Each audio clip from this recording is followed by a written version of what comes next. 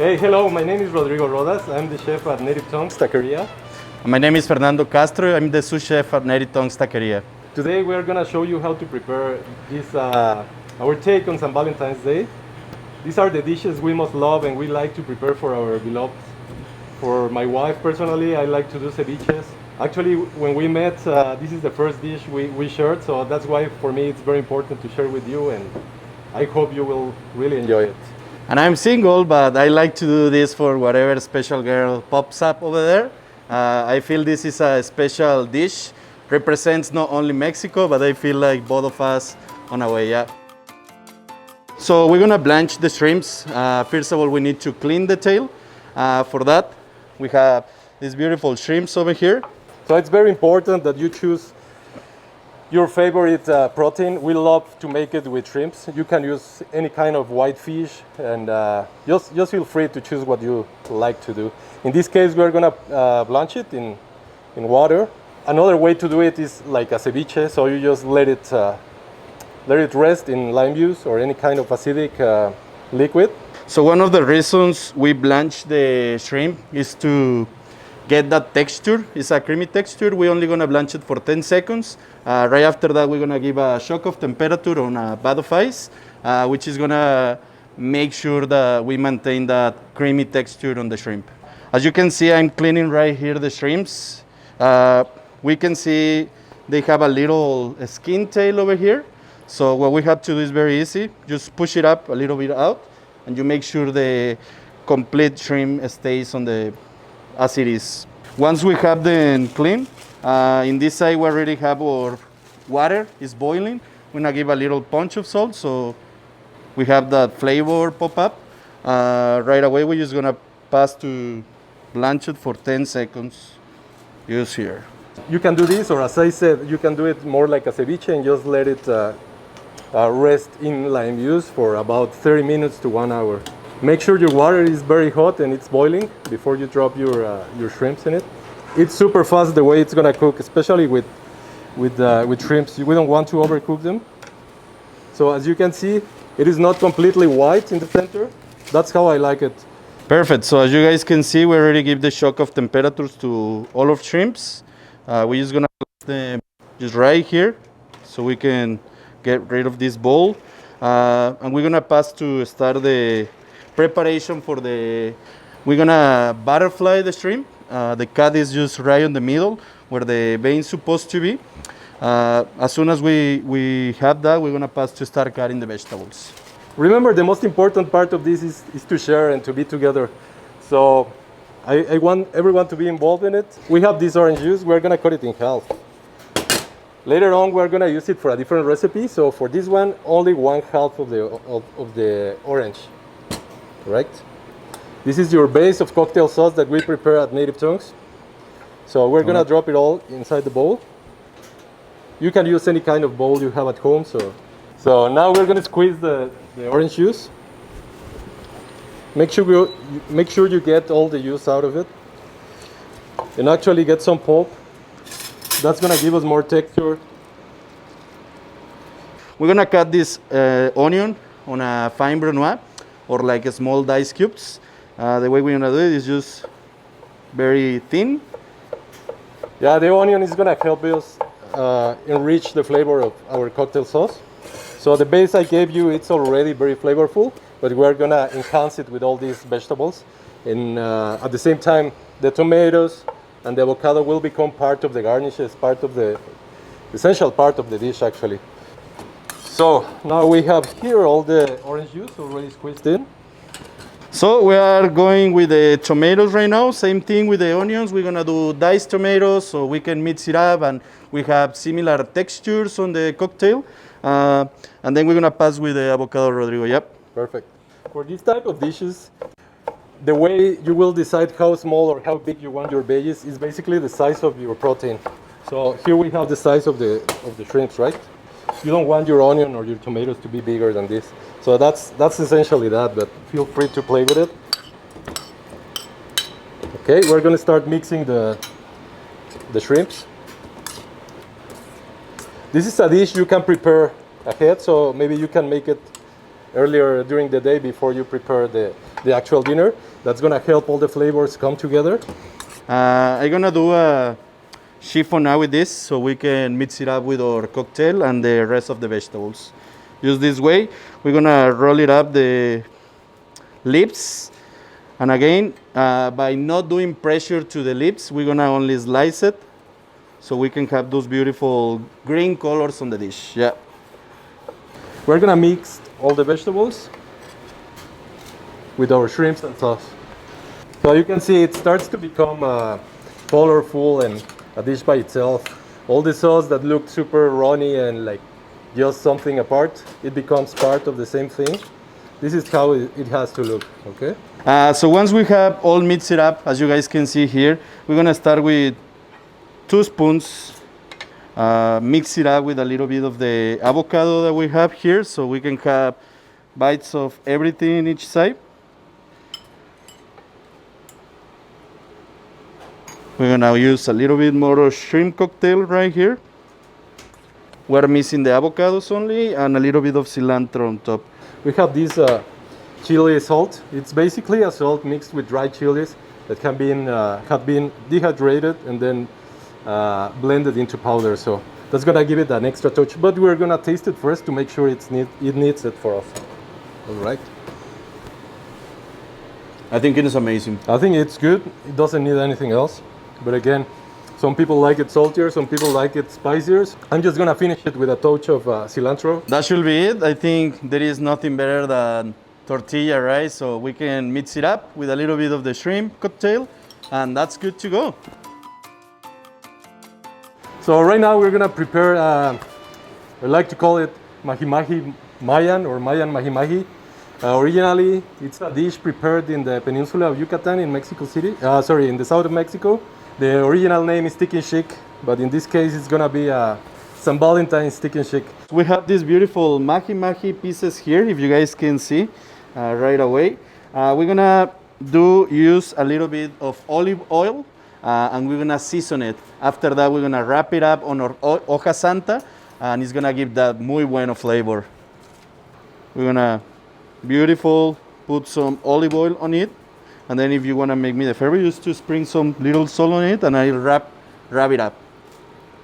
Don't forget to flip it and season both sides. Yeah, this is a herb we use for different and very different kind of dishes in Mexico. Its flavor is very rich, very flavorful, very aromatic. Rodrigo, if you allow me, I'm gonna proceed to put it on the oven for 20 minutes. It's gonna finish cooking it over there. We're gonna use it at 360 Fahrenheit degrees. So as you guys can see, we have our oven ready at 360 degrees. We're gonna place it inside the oven. Be really careful because it's a little hot. So we're gonna leave it here for about 20 minutes and after that we're gonna place it back and check that it's ready. So now we're gonna prepare the rice. That's gonna be super easy. It's gonna be part essential of this dish. It's gonna make it creamier and easier to understand all together. We're gonna warm up all the cream.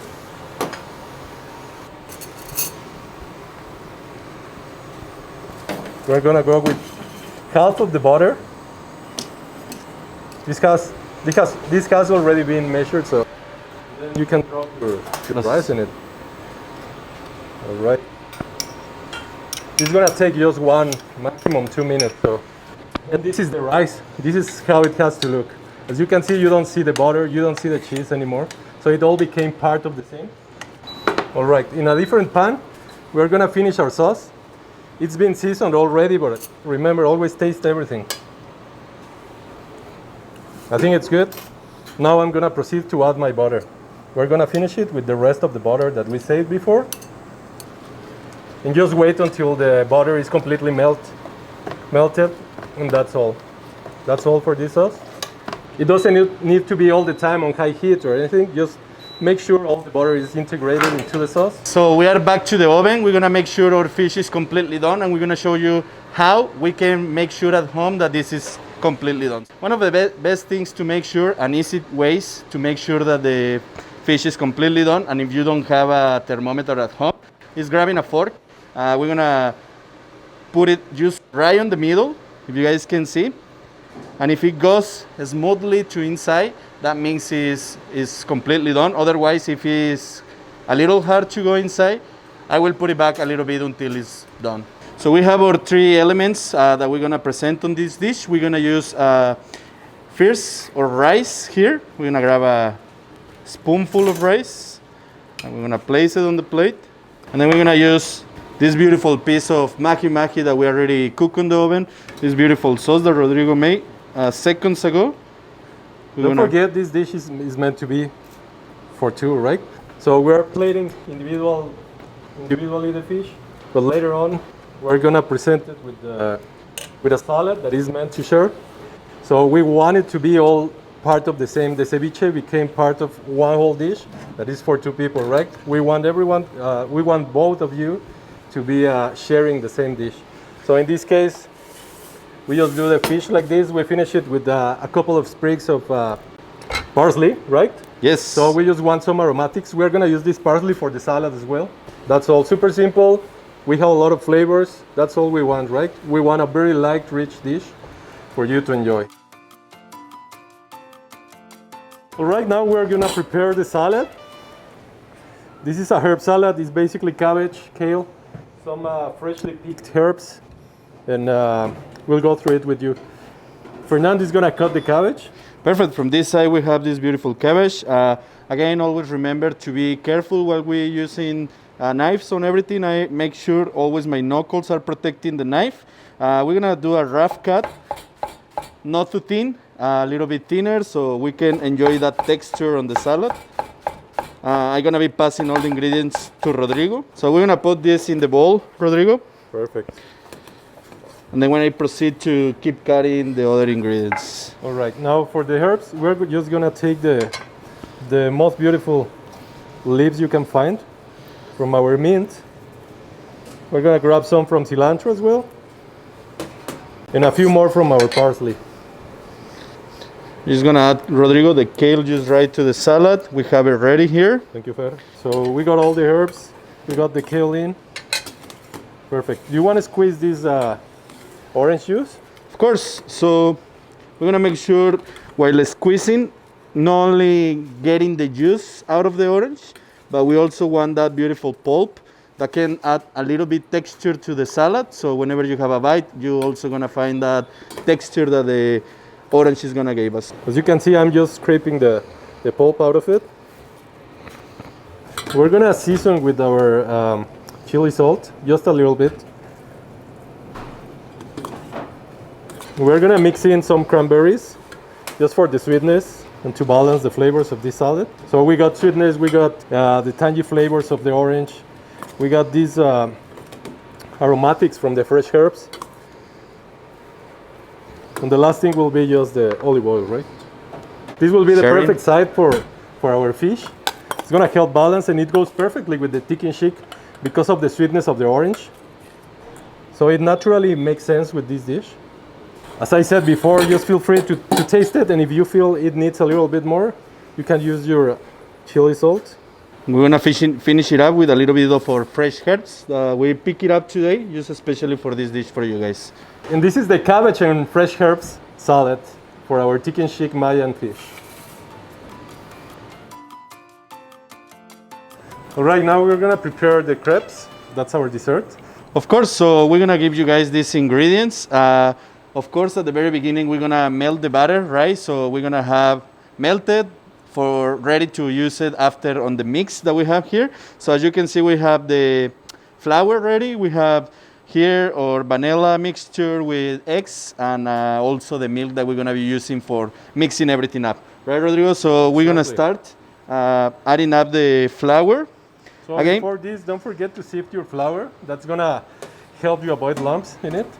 And always make sure to whisk enough that until the batter is very smooth.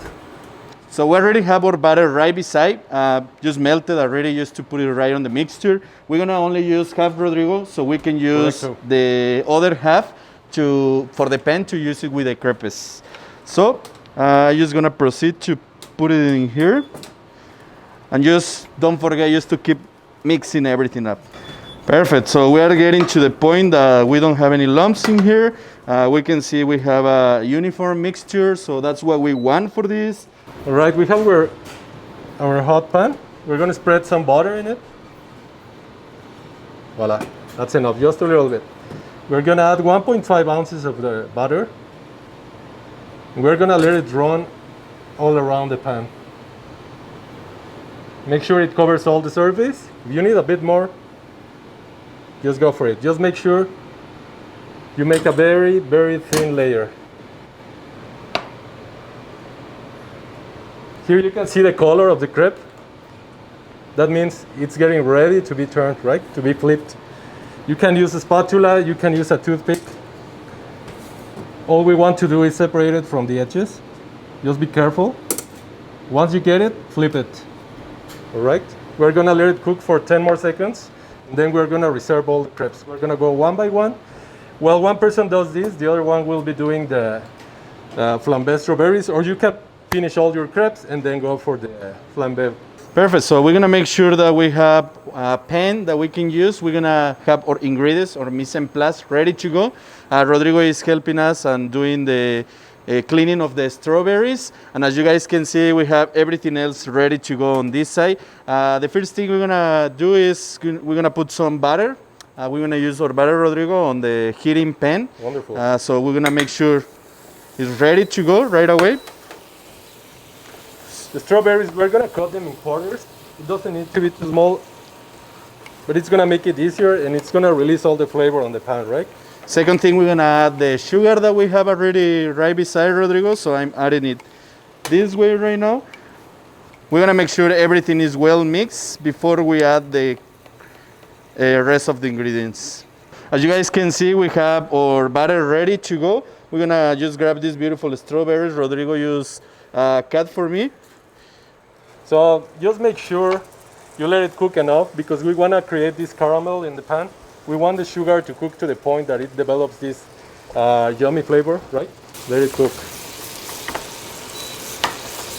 This process will take about 3 to 5 minutes, no more than that. It's very quick. Look at this, it's getting there. It's getting that brown color that we want in the sauce. Look how the color has changed. It became a little darker, but the sauce became reddish, right? So that's what we want. All right, now we're gonna add our brandy. So light it up. There you go. At this point, we can shut off the burner and just let the alcohol burn. All the flavor will stay within the sauce, and that's what we want. Now we're gonna reserve all the strawberries.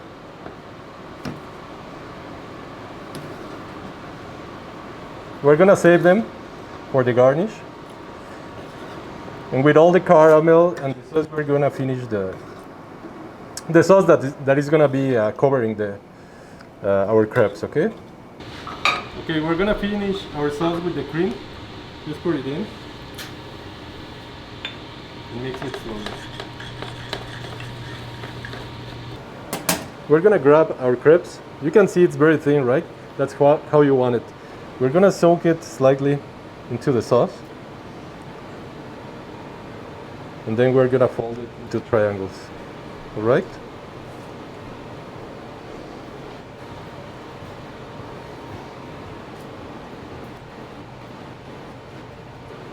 Part of the fun is to get messy, you know? So we want a light layer all around.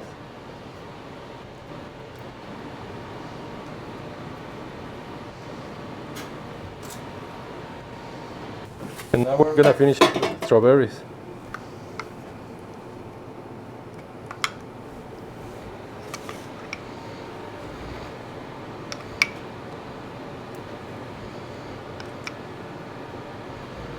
And just for a touch of freshness, Fernando is gonna finish it with some mint. I'm gonna put some fresh mint that we have from our yearly bowl, just around, just so we can finish this dish with something fresh on it. Perfect. This is our crepe flambé crepes.